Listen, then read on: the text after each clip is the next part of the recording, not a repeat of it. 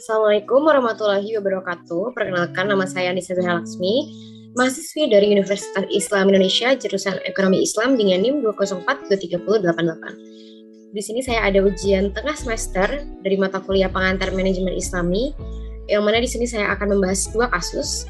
Kasus yang pertama adalah perjalanan manajemen usaha warung grup, dan kasus kedua pandemi dan perubahan perilaku organisasi. Oke, mari kita bahas kasus pertama dulu. Jody Broto Suseno, pemilik warung Stick and Shake, adalah lulusan Universitas Swasta di Yogyakarta, jurusan Arsitektur.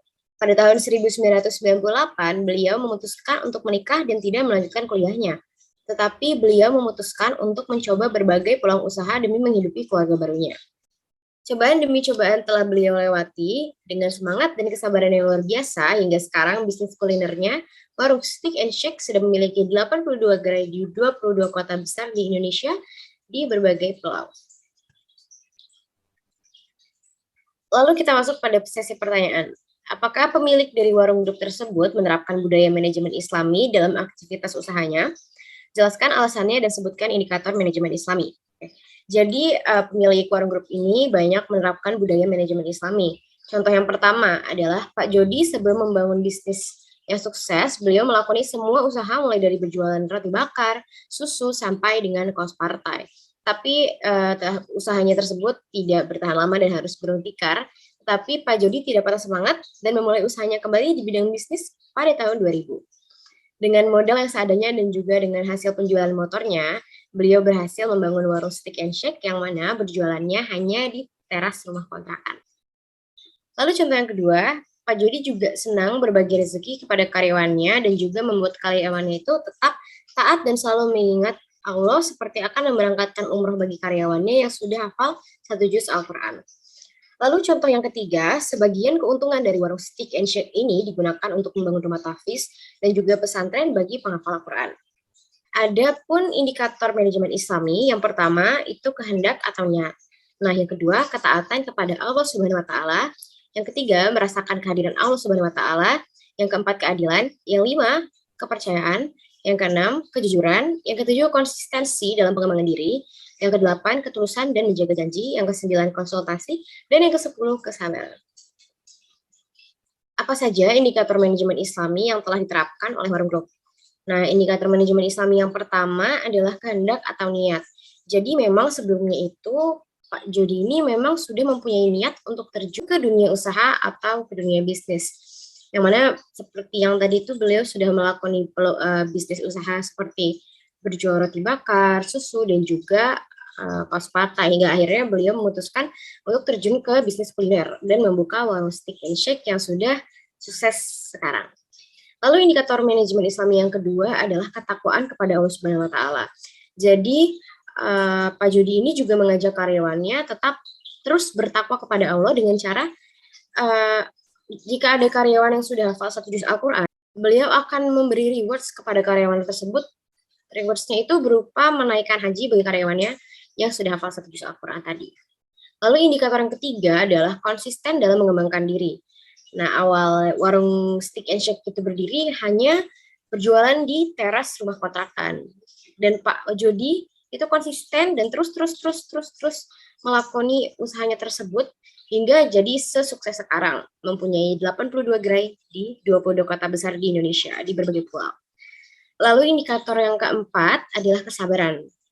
Jadi walaupun beliau sempat gulung tikar, banyak cobaan-cobaan yang beliau dapatkan, beliau itu tetap sabar, dan karena kesabarannya itu, beliau itu mendapatkan gantinya itu sekarang. Lalu kita masuk ke kasus kedua, yaitu pandemi dan perubahan perilaku organisasi.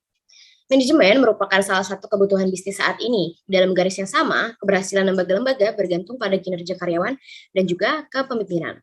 Mulai dari karya, upaya, ketekunan, dan efisiensi mengarah pada tujuan yang diinginkan. Pada masa pandemi seperti sekarang ini, banyak masalah ketenaga kerjaan seperti pekerja dirumahkan, work from home atau WFH, dan juga pemutusan hubungan kerja atau PHK. Maka dari itu, perilaku organisasi sangat penting dalam situasi krisis atau pandemi seperti sekarang ini, agar masalah dapat terselesaikan dengan baik untuk perusahaan maupun kesejahteraan karyawan. Apa itu perilaku organisasi? Seberapa besar perannya dalam mencapai tujuan sebuah organisasi? Nah, Secara garis besar itu, perilaku organisasi mempelajari tentang individu dalam suatu organisasi. Peran perilaku organisasi sangat penting agar mencapai tujuan organisasi yang diinginkan. Contohnya, bisa memahami kejadian yang terjadi dalam organisasi.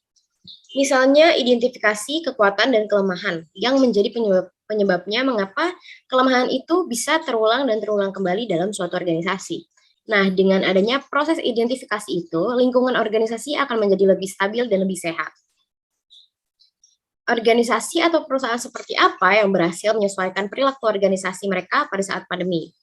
Pada saat pandemi, perusahaan yang berhasil pada saat pandemi ialah perusahaan yang dapat mensejahterakan karyawannya. Contohnya, ketika pandemi ini, banyak perusahaan yang melaksanakan work from home atau WFH, yang mana karyawan itu tetap bekerja, tetapi dari rumah, karena situasi yang tidak memungkinkan. Nah, bagaimana cara mensejahterakan karyawannya? Dengan cara perusahaan tetap membayarkan upah dan tunjangan karyawan seperti biasanya. Karena pada dasarnya keberhasilan sebuah perusahaan bisa dilihat dari produktivitas sumber daya manusianya dan juga bergantung kepada kinerja karyawan dan juga kepemimpinan. Keterampilan apa saja yang wajib dikuasai oleh manajer pada saat menghadapi krisis atau pandemi? Keterampilan yang pertama ialah mendahulukan keselamatan. Misalnya pada situasi urgent seperti krisis atau pandemi yang terjadi saat ini, perusahaan tetap harus memprioritaskan keselamatan dan juga kesehatannya dengan cara work from home tadi. Lalu keterampilan yang kedua ialah bisa mengambil keputusan dan bisa memecahkan masalah. Perusahaan akan terkena dampaknya karena krisis dan pandemi tadi, mulai dari produksi produk dan juga dampak internal seperti upah kerja karyawan. Sebisa mungkin, manajer tidak langsung mengambil opsi pemutusan hubungan kerja atau PHK, karena kembali lagi, sumber daya manusia itu penting bagi keberhasilan perusahaan. Manajer perusahaan harus bisa memecahkan masalah dan mengambil keputusan yang tepat bagi perusahaan dan juga karyawannya. Lalu, keterampilan yang ketiga ialah kemampuan berkomunikasi yang baik. Nah, pada saat krisis atau pandemi seperti sekarang ini, orang itu tidak bertatapan muka. Jadi, komunikasi yang baik itu sangat penting. Karena jika terjadi miscommunication itu akan menambahkan masalah internal lagi yang seharusnya itu tidak terjadi dan tidak dipentingkan pada masa krisis atau pandemi seperti sekarang. Kepentingan siapa yang harus didahulukan? Apakah perusahaan atau karyawan? Menurut saya pribadi, kepentingan yang didahulukan adalah kepentingan karyawan. Karena kembali lagi, karyawan atau sumber daya manusia itu adalah kunci dari segala kepentingan yang ada dalam perusahaan. Memang, mungkin kuncinya itu adalah di kepemimpinan, tetapi yang lebih penting dari kepemimpinan adalah sumber daya manusia atau karyawannya. Karena karyawan mampu membuat produk yang akan meningkatkan keberhasilan suatu perusahaan. Perusahaan bisa berjalan karena adanya karyawan. Sekian presentasi singkat dari saya. Kurang lebihnya mohon maaf apabila ada kata yang salah dan kata yang terlalu bertele-tele, mohon dimaafkan. Terima kasih. Wassalamualaikum warahmatullahi wabarakatuh.